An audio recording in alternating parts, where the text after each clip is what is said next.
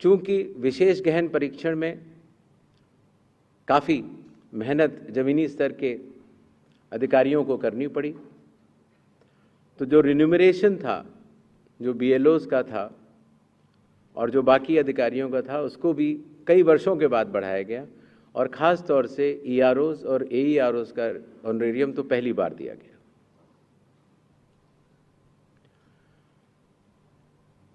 जिन मतदाताओं के नाम सूची में नए जुड़े हैं या जिन मतदाताओं की एंट्रीज में कोई चेंज है, जैसे पता बदल गया, तो ऐसे मतदाताओं को नए वोटर कार्ड दिए जाने हैं।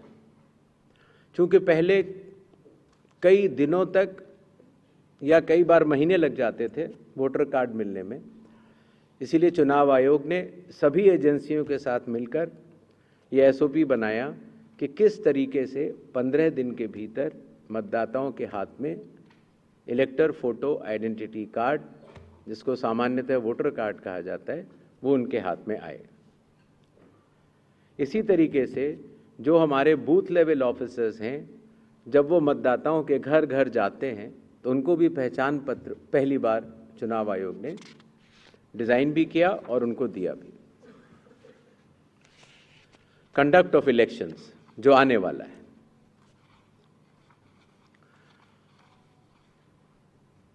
देश की प्रगति को ध्यान में रखते हुए और ख़ास तौर से बिहार की प्रगति को ध्यान में रखते हुए लगभग काफ़ी मतदाताओं के पास मोबाइल होते हैं और उनको इस बात की समस्या रहती थी कि हम मोबाइल लेके अगर घर पर छोड़ के जाते हैं तो दिक्कत होती है, और लेके जाते हैं तो हम कहाँ उसको रखें, क्योंकि मोबाइल फ़ोन पोलिंग स्टेशन के अंदर अलाउड नहीं है। इसलिए एक नई व्यवस्था बनाई गई जिससे कि पोलिंग स्टेशन के कमरे के ठीक बाहर कोई भी मतदाता अपना मोबाइल फ़ोन जमा करा सकता है, अंदर जाके अपना वोट डाल सकता है और बाहर आने के बाद अपना मोबाइल लेके घर जा सकता है। हर मतदाता को नॉमिनेशन का प्रोसेस खत्म होने के बाद एक वोटर इन्फॉर्मेशन स्लिप दी जाती है। वोटर इन्फॉर्मेशन स्लिप देने का लक्ष्य सिर्फ ये रहता है कि मतदाता को, क्योंकि कई बार बूथ बदल जाते हैं या कई बार मतदाता नए होते हैं, तो उनको वोटर स्लिप पर, इन्फॉर्मेशन स्लिप पर अपने बूथ का नाम और सारे डिटेल्स मिल जाते हैं। तो वोटर इन्फॉर्मेशन स्लिप पर बहुत ही छोटा चेंज करने के बाद मतदाताओं की सहूलियत बहुत बढ़ गई, क्योंकि उसमें उनका पोलिंग स्टेशन का नंबर, पोलिंग स्टेशन की जगह कोने में बड़े रूप में दिखा दी गई। पहले उनको पूरे में ढूंढना पड़ता था।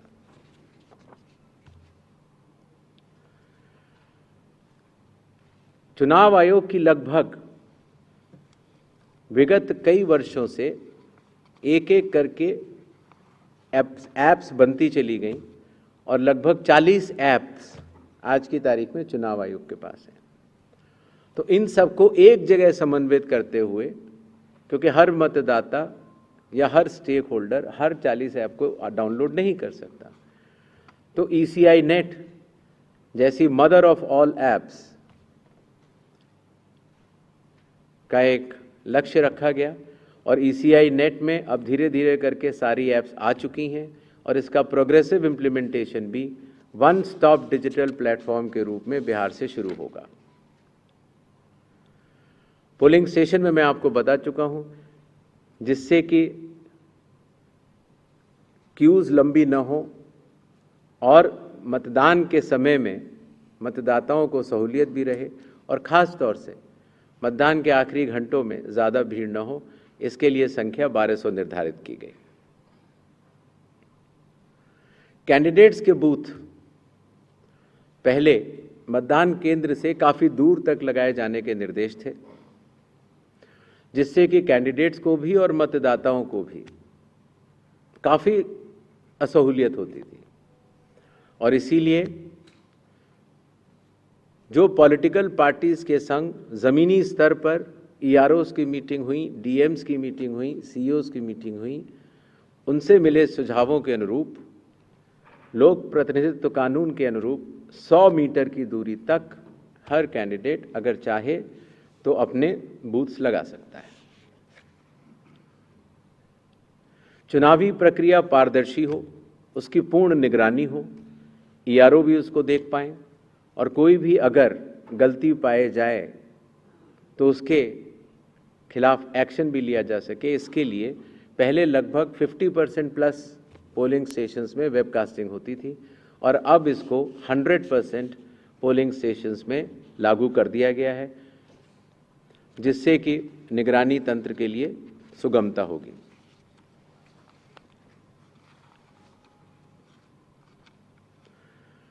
कई बार प्रत्याशियों ने ये शिकायत की थी कि जो हमारी फ़ोटो होती है वो चूँकि ब्लैक एंड वाइट में आती है और जमा तो कलर्ड करते हैं तो वो पहचान में नहीं आती और काफ़ी हतोत्साहित उनको होना पड़ता है जब वो ईवीएम में उनकी फ़ोटो अच्छी नहीं आती है। तो छोटा सा कदम, लेकिन इसमें फिर चुनाव आयोग ने निर्णय लिया कि एक तो फ़ोटो कलर्ड लगाई जाएगी और साथ ही साथ जो सीरियल नंबर होता है उसका फ़ॉन्ट भी बड़ा किया जाएगा, जिससे कि प्रत्याशियों की पहचान भी आसानी से हो जाए और मतदाताओं को सुविधा भी हो।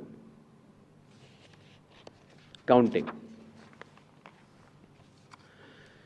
कई बार जब मॉक पोल होता है तो मॉक पोल के समय मॉक पोल का डेटा डिलीट करना प्रिसाइडिंग ऑफिसर्स भूल जाते हैं और इसीलिए जब काउंटिंग होती है तो फॉर्म 17C और काउंटिंग यूनिट का मिलान नहीं हो पाता।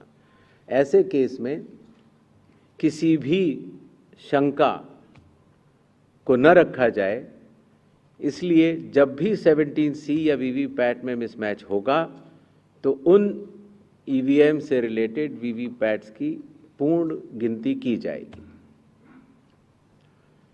इसी तरीके से ये भी एक मांग सभी राजनीतिक दलों की थी कि पोस्टल बैलेट्स की गिनती पहले शुरू की जाए और पहले ख़त्म की जाए।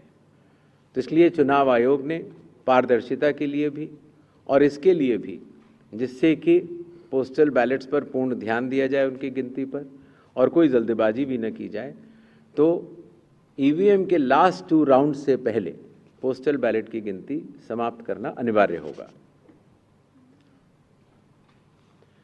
जैसा आप सब लोग को पता है, जब चुनाव खत्म हो जाता है तो फिर आंकड़ों की आवश्यकता कई लोगों को पड़ती है, मीडिया को भी होती है, एनजीओज़ को भी होती है, सिविक सोसाइटीज़ को होती है और आम जनता को भी होती है। तो इसके लिए चुनाव आयोग की एक पद्धति रही जिसको इंडेक्स कार्ड कहा जाता है, लेकिन इंडेक्स कार्ड का सारा डेटा कलेक्ट करने में कई बार सप्ताह और कई बार महीनों लग जाते थे। तो अब चूंकि ECI नेट भी आ रहा है और डिजिटल का युग है, इसीलिए digital index cards and reports सारे आपको चुनाव खत्म होने के कुछ ही दिनों के भीतर वेबसाइट पर या ऐप पर मिल जाएंगे।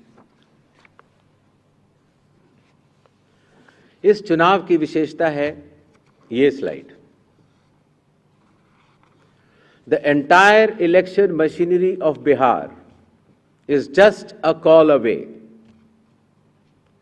अर्थात अगर कोई भी मतदाता या कोई भी व्यक्ति ECI नेट ऐप को डाउनलोड करता है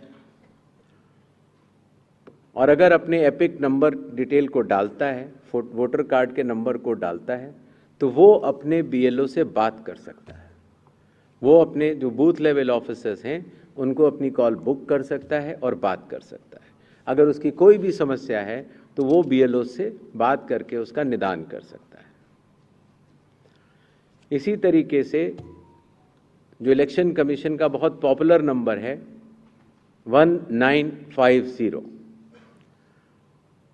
आपको भी कोई भी बिहार का मतदाता अगर इस समय बिहार से बाहर है तो भी उसको सिर्फ +91 अगर मोबाइल से आप डायल करते हैं तो +91 जो इंडिया का कोड है वो लगाना है। STD कोड जहाँ का भी आपकी विधानसभा क्षेत्र है वहाँ के SDM का STD कोड और 1950 अगर आप ये डायल करते हैं तो 243 EROs सारे मतदाताओं की सेवा के लिए खुले रहेंगे। इसी तरीके से अगर आपको ERO के कॉल सेंटर से संतुष्टि नहीं मिलती है तो 38 DMs के यहाँ भी आप 1950 पे कॉल कर सकते हैं और पटना में CO के यहाँ भी कॉल कर सकते हैं। ये एक बहुत बड़ी व्यवस्था है जिसको कि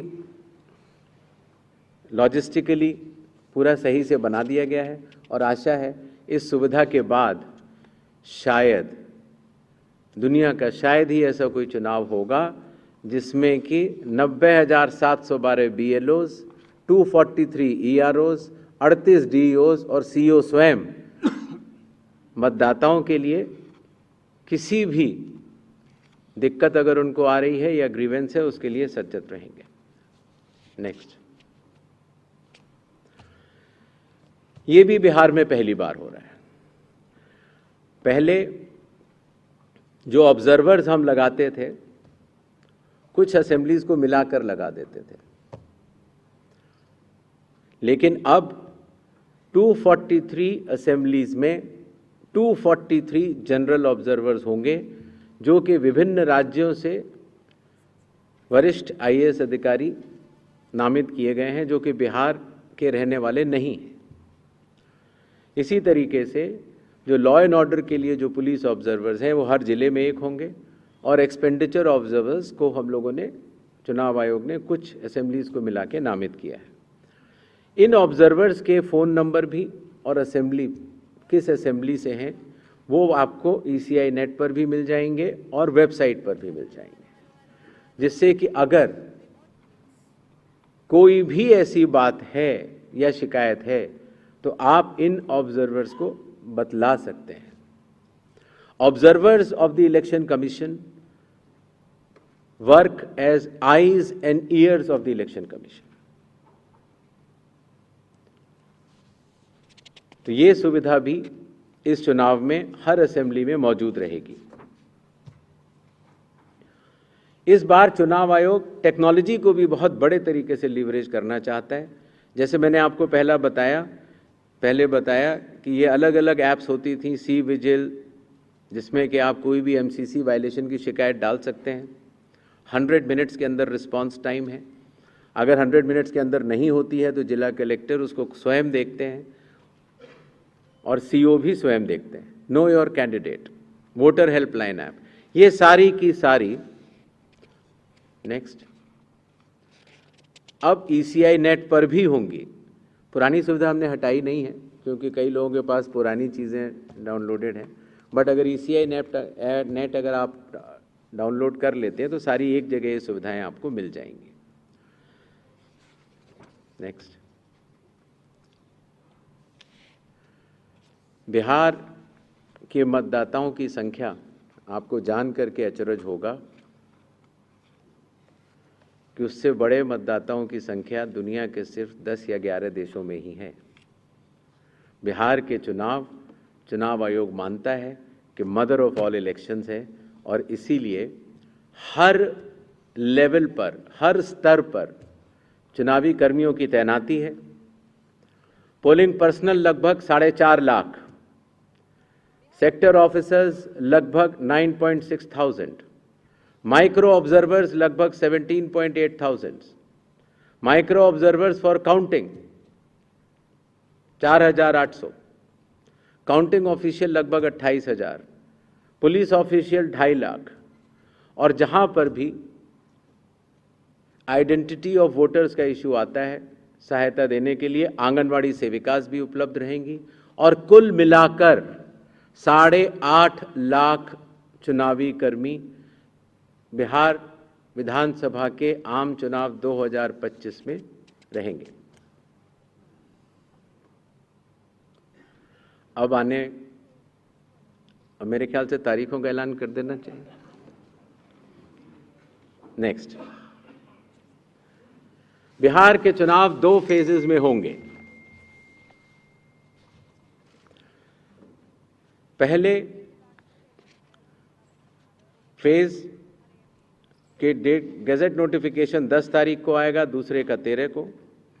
last date of making nominations पहले फेज की 17 को होगी, दूसरे की 20 को। स्क्रूटनी 18 और 21। विड्रॉल की आखिरी तारीख 20 अक्टूबर और 23 अक्टूबर। और डेट ऑफ पोल 6 नवंबर थर्सडे और दूसरा 11 नवंबर ट्यूसडे। काउंटिंग 14 नवंबर को होगी और पूरी चुनावी प्रक्रिया 16 नवंबर तक समाप्त कर ली जाएगी। नेक्स्ट, जो बिहार के 38 जिले हैं उनको 2 भागों में बांटा गया है। जो आप पीला रंग देख रहे हैं वो फेज़ 1 है और जो आप गुलाबी रंग देख रहे हैं वो फेज़ 2 है। इसकी सॉफ्ट कॉपी आप सब लोग को दे दी जाएगी। नेक्स्ट, बिहार के आम चुनावों के साथ साथ 8 बाई इलेक्शंस भी होंगे। जम्मू कश्मीर के 2, बडगांव और नगरोटा, राजस्थान के अंता, झारखंड की घाटशिला, तेलंगाना जुबली हिल्स, पंजाब में तरन तारन, मिजोरम में दंपा, ओडिशा में नौपादा।